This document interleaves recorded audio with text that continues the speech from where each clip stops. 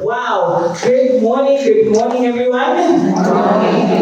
Yes, excellent. So I'm the youngest on this platform. And then they made sure that I come after all these heavyweights. I'm like, hey, these people are setting bombs for me. But it's really good and it's a privilege for me to stand before you and address such a richly diverse group of women. You are corporates, you are executives, you command respect in your various spaces. I am really just honored to stand here alongside powerful women giants that I've had a pleasure to learn from on various platforms. I'm just in awe. But for me, the reason why I'm in awe is because my story into finance is not linear, okay? So fun fact, I studied geography and town planning for my degree program. That was my first degree. So definitely not finance, definitely not related in any way to what I'm doing here. But I found my passion to impact women and youth through financial literacy as I sort of combed through microfinance reports and proposals in my mother's company. So I wish Dr. Ethel was still here. But my mother is a microfinance expert. She has been in the field for over 30 years. Quite respected in the field of microfinance, but I stand on her shoulders, literally, because she brought me along in the business and she trained me, she groomed me. She's actually a master trainer for financial education, so she's the one who was like, let's go to the International Labour Organization. I want to make sure you get certified. So I stand on her shoulders, literally, because that's what she did for me. And today I spent the majority of my time talking financial literacy on radio, using Shona, vernacular, trying to break down the cash flow quadrant in Shona. It's been quite interesting for me. And it's an incredible scope of work. I deal with people who are very diverse, from doctors. I remember entering a session with surgeons and they were talking about things I had no clue about, and I stood up and I spoke about financial wellness. A critical aspect for them, even though they don't really, they say to themselves, the finances, we don't do any of that. But for them, on a personal level, it becomes very critical. From farmers to SMEs, it's a diverse range of audience that I deal with. So today, I'm here to unpack financial wellness for you. So this conversation is about you. And because I am a trainer, yes, I say I'm a speaker, but I don't really do speaking well. I do training well. So what I'm going to do is I'm going to shift things a little bit around there, okay? So make sure you're in a comfortable space to be able to stand up. Okay, there'll be a phrase on the screen. If you believe that phrase is true, you need to stand up, okay? And the reason why I want to do this is because when it comes to money, your choices are not black and white, okay? They are influenced by a variety of triggers: personality, mindset, beliefs, upbringing, traumatic experiences. Maybe you lost a spouse, maybe you lost a child that changed how you believe or how you acted and what you do with your money, okay? So I was raised by a single mother, okay? My mother was widowed at age 27. I was a year and a half or so. I was a small little child.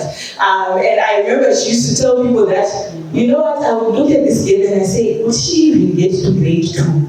Because things were so hard at that time. So those things shaped her. They shaped her career path. They shaped what she did with money. They shaped even the way she thought about me and the way she sort of created things for me or invested in my life, okay? So it's important for us to talk about those things because it's part and parcel of what we call your internal programming. So when you make money choices, it's not just because you should do well or you should spend better. I'm not going to tell you about that because you already know. You guys are finance people. You should budget, you should invest, you should save. But today I want to be personal. Let's be personal a little bit, okay? So make sure you're sitting comfortably enough to be able to stand up quickly, okay? So let's do a bit of an activity, a short one, before the first sentence comes up. So the first one is stand up if you like ice cream. It's the easy one. Okay. We have two people in the house. Okay, take a seat. Now we get into the good stuff. Okay, stand up if you know how much money you have in your wallet right now. How much money you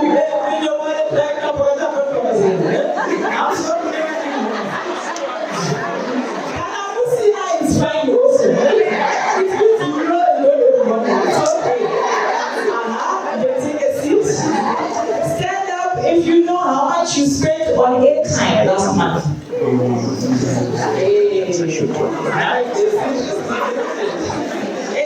few of us, huh? Because anytime is one of those, I'm reading about English, you're not tracking, isn't it? Yeah. Next one is stand up if you believe that how much you earn determines what you can do. No.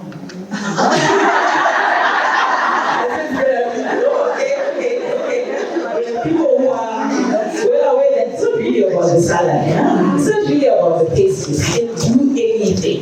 So last time I was in a room and I asked that question, and half the room stood up, and someone said, I want to go on foreign trips, but because of my income, I can't go. And I said, well, I went to the US last year. I didn't pay a single cent, and I was even given 1.6 in per diem to spend for 6 weeks.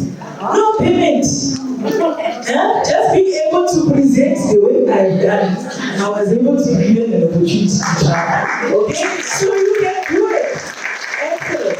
It means that you are not limited by how much is in your bank account. Okay? It's called an abundance mindset. That says it doesn't really matter how much I'm making right now. So I met the husband who's a big dreamer. So he says to me, I know we don't have the money right now, but I want to show you something. It's something really nice. I saw it not sure. I think it's great for us. I'm like, that's not why I say, no. We plan first, the money will come. Okay, it's an abundance mindset. It does something to you. It pushes the frontiers of what you can do. Last statement, stand up if you believe that earning well guarantees financial security. Earning well guarantees financial security. Financially useless. Why am I having this session with you? Let's go outside. These people are fine. Okay. So pick one. With the person next to you, what is financial security? Just discuss that with the person next to you. Because I want these people to move the slides. Please move the slides.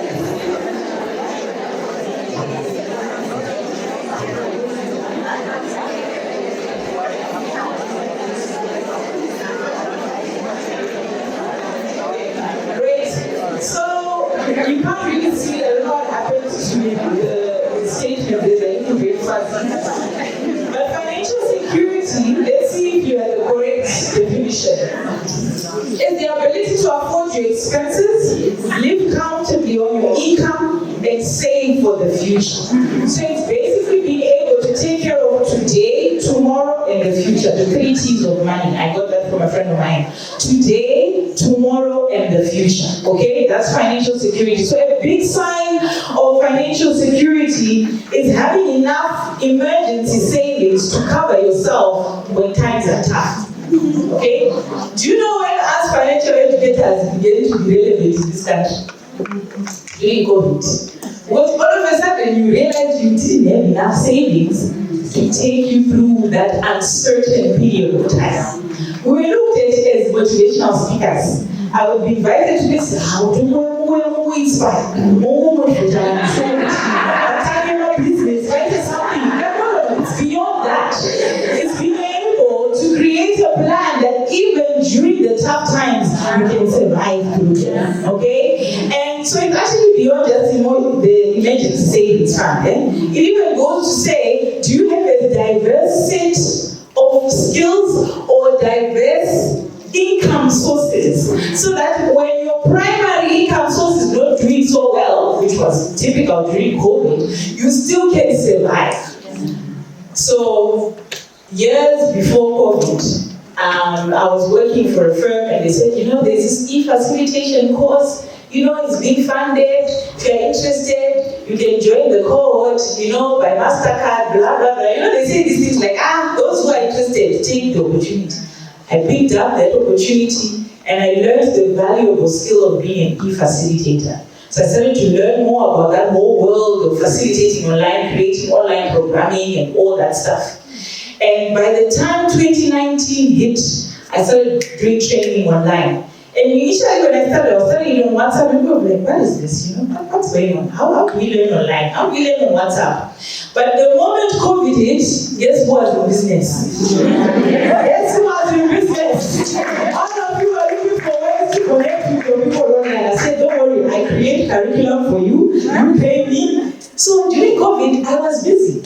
Everybody else was saying, we are sitting, we don't know what to do. So it means being financially secure, you have a diverse set of skills, you have a diverse set of income sources. So that in the moment where your active income source is not doing too well, you have something to fall back on.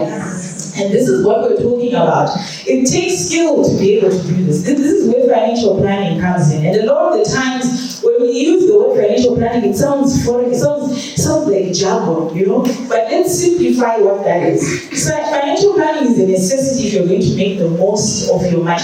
So you need to develop a fitness plan for your financial health. Because if you're going to be financially well, you've got to have a financial plan. Okay? Half the time people talk about, you know, how to do better in my finances. So you ask them also, are you working with a plan of some sort? Do you have a budgeting plan, a spending plan? Do you have a savings plan? Do you have an investment plan? We don't know what but it's critical for you because it's the same thing with health, right? For you to be able to be fit, you need to be put on a regiment, on a plan that you follow. And you are following it either weekly or daily or monthly, whatever it is that you are doing, it actually adds to that physical health that you are looking for, isn't it? So it's the same for your financial wellness. There are certain habits you need to pick up on. There are certain things that you need to be doing every week, every month, and every quarter to be able to say, I am financially healthy. Now in a country like ours, the bad news is that hyperinflation is causing massive price movement. Many times financial planning is now set aside for expediency. You know, we need to make a plan. Not even make a plan, we need to just do what is needed. So just like in a company, in companies, we have the contingency planning, and that happens as part of strategic planning. So, just as a show of hands, how many of us have been part of strategic planning for your company, not your business, but the company that you work for? Okay, yeah, pretty much most of us. Okay, great. So, the interesting thing is that when it comes to companies and businesses, we are very articulate in these things, and we sit down and we go to retreats and whatever. Now come for your own life. Now be YOLO in that bank account. YOLO in the bank account. There is confusion. Where are we really going with our finances? If you're married with the spouse, where are we going with the finances? Are we clear on where we are going? So my job as a financial educator is to sort of jolt you to take your personal finances seriously, right? To create a personal finance game plan for your own life, for your family, for your children, to be able to be deliberate and intentional about that. A roadmap that helps you to say, I'm going from this level to this level, okay? At age 28, I left full-time work, retired early. To say, I'm going to just, focus on my passion to train, to coach. So for those first 2-3 years, I was not charging much money. I was going to radio for free. I was not even charging radio before. I would just go there and speak on radio for 30 minutes, run an online class the whole week. Then you can choose. At age 28, the little boy child, my first boy was now born at that point. And I said, you know what?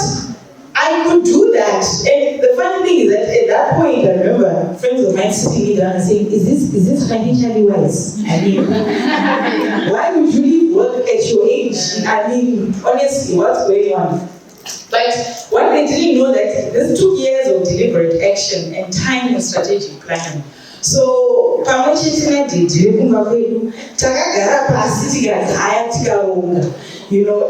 the risk of sounding anti-Zimmerman philosophy, I grew up with a mother who would say, I think something, right? We have the principle of being doers. We are created. We are just found sitting right here thinking, for me, right? Saying, something. Stand up and do something. But I'm not saying that that's wrong, but we sort of have an obsession with doing, right? Even our motivational speakers, you hear them saying, just start.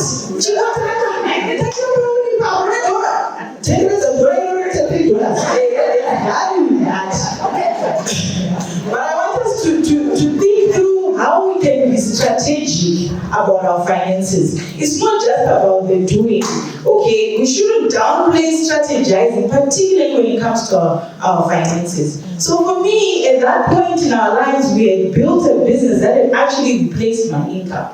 It was making enough money to replace my income. So a year in advance, I started pulling away from work. I started telling them, now I'm going to become in part-time. Part-time? Say yes. I'm training this person who's going to take over after me. Say, training someone to take over? Yes. For the next 1 year, I'm just giving you 1 year to train this person. I'll be doing 2 days a week. You can reduce my income. Because I was already planning to move out of that space to be able to do and pursue what I love. Okay? But for you to be able to do that, that's what I'm saying, it takes years of strategically saying, okay, so I will need to start a business. How is that business going to be funded? Where is the capital going to come from? This is where you take advantage of where you are right now with the salary. You can access loans because you are salary based. But if you access that loan and leverage it for wealth, then that actually helps you to move yourself from this level where you are to another level. Or even to be able to say, like, Shalom, I took early retirement. Why? Because now I developed a business that could run and replace my income. So there are lots of things that we can do. You could save better, you could spend wisely, you can invest. All these things, yes, are important for you to achieve financial success. You know them. But there is one determining factor for success. Any guesses? You guys are finance people, so maybe let me just... You may know it. Some of the things already been touched on. I think Emily was even looking at my notes because she mentioned them. Any idea? What is that one thing that's a determining factor for your success? Yes. Maybe your choices. Could be your choices, but your choices are linked to something. Maybe determination. Yeah, not necessarily. Yes. Preparation. Your preparation? Not necessarily, but it's close, yeah? Hunger level. Yeah. Situation level, that's true. But punishing, yes. Discipline. Yo? Discipline. Discipline, no. Yes. Vision, that's it. You get a book. Where's Josh? Josh should give this lovely lady a book here for free. So, it's centered around this question, what do you want out of life? What is it that you are pursuing? This determines how you spend, how you save, and how you invest. It's a simple little thing. What do you want out of life?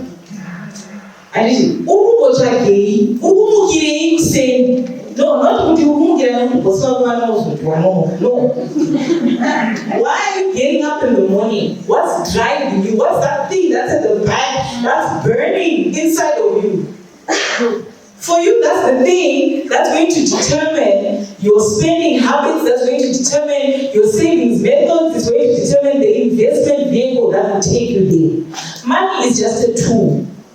Okay? You can wake up with money tomorrow. By God's grace. If He allows it to happen. Should I look this up? It can happen, right? A few years back, my husband and I won a car in the popular supermarket competition. I won't mention their name. They weren't paid for sponsorship, so I won't mention their name. Right. So we woke up with a vehicle worth 18,000. Now the question was, don't have a business. Should we drive it? By the way, this was my husband's dream. He wanted a truck. He had been telling me for years, I want a truck. Now he had the truck sitting right there. And he said, what do we do with this truck? He has that. And he looked at it and said, it's my dream. I said, I know. But what are we supposed to do with it? It's $18,000 worth. You can already calculate what I was thinking, huh? Yeah. And I said to him, beginning of the year, we decided with all our hearts we were going to build our cottage. Okay? The land was there, it was ready to build, but the money was short. And I said to him, this money is enough to build the cottage. So what do you want? And he said, I mean, it's a no-brainer, isn't it? Because if it means that this money is going to take me where I want to be. I would rather get rid of this short-term desire of a truck to just drive around.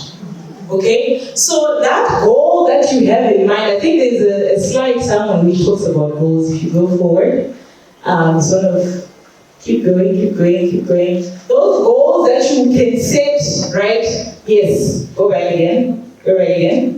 Your goals are central and foundational to money management. The clarity of your goals has implications on how you spend, save, and invest. Critical aspect of your life. And the reason why I thought I would bring that is to say, you may know what it is because even in insurance, even in investment, financial advisors, any financial advisors in the room, if people come to you and say, you know what, I want to invest, what do you ask them? What's your goal, right? Where do you want to go? What do you want to do with the money, right? So it's important for us, this is the starting point. And because Isusu Tirima doers, I should do this better. No, not necessarily. Fix the North Star and make sure that you are clear on where you are going. Then everything you are now doing leads towards the North Star. Because it means if I get a windfall, if I get a bonus, if I get anything that comes my way, I just channel it towards where I am going. Okay? So it's critical for us to know what it is that we have in our minds. What is it? Where do we want to go? We all have toxic traits, financial traits, and financial habits that we do that we don't want people to know about. Maybe you're an impulsive spender or a frugal friend like me. For me, I can have $10 in my pocket. If I did not say I'm going to spend it on that, I'm definitely not going to spend it on that. Okay? But when no problem. We manage it and we keep going. But those habits that we have can be managed if the vision is clear. And that vision should be translated into specific and measurable goals. And the success we see in companies is because people have sat down, they've agreed on objectives, isn't it? Short-term objectives, medium-term, long-term, and then they allocate resources accordingly. So when you look at your life, you need to do the same with yours as well. And I wanted to read you something from my book. My book is for sale, outside $10. We're here to also make money, so support a sister. And I think one of the things that I did with this book was to be very clear and also very vulnerable with some of the things that I have done to be where I am today. But there's a story that I thought of a few months back as I was writing. This is the second edition of the book. So you're joining 1,500 people who bought the book in the past 3 years if you do buy it today. At age 13, I was enrolled for a course called The Making of a Champion. It's designed by Leadership Management International. It's a program that's been designed by Leadership Management International. So it came with audios, worksheets, and an activity-based manual. And it fostered individual thinking at a young age. It encouraged me to develop a clear vision for my future and fortified a courageous, opportunities-oriented mindset. It's only now, about 20 years later, that I've truly appreciated the power of that transformative learning program. And the modules I undertook at such a young age set me on a path of ambition and gave me, a path of ambition and gave me a mental toolbox for problem solving. I'm grateful to my mother for investing in such an incredible, valuable program. But why am I sharing this to you? It was not just a childhood core memory, but it set me up for life. I share this story to challenge you in 2 things. Firstly, you need to invest in practical and transformative learning programs designed for your personal growth. This is some of the things that we've been talking about throughout today, because it's important for you to have that crystal clear vision for your life. And secondly, if you have children or a spouse or a family member, you need to make sure that you make an effort to learn together. According to Peter Stropo, legacy isn't just about leaving something for people, it's leaving something in people. What you invest in people can last for a lifetime, beyond the money and wealth that you may leave for them.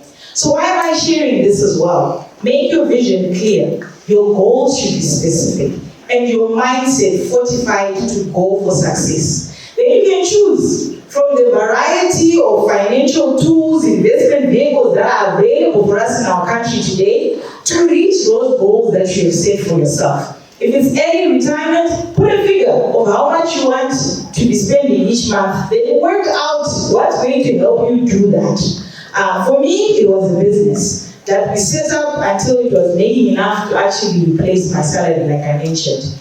So set the goal, choose the vehicle, and you will get there. And I want to leave you with a statement from Dave Ramsey. He says, personal finance is 20% knowledge and 80% behavior. So what you are doing today, every dollar you earn, you can either spend, save, or invest it. Your allocation to each has an impact on your journey towards financial freedom. So you gotta make the right choices, but those choices need to be aligned with your vision. So I love helping people, and for me, this is part and parcel of why I'm doing what I'm doing today. And I want to encourage you to actually also create a winning personal finance game plan for your life. It's possible to take early retirement and join the thousands of us that are doing it. Thank you.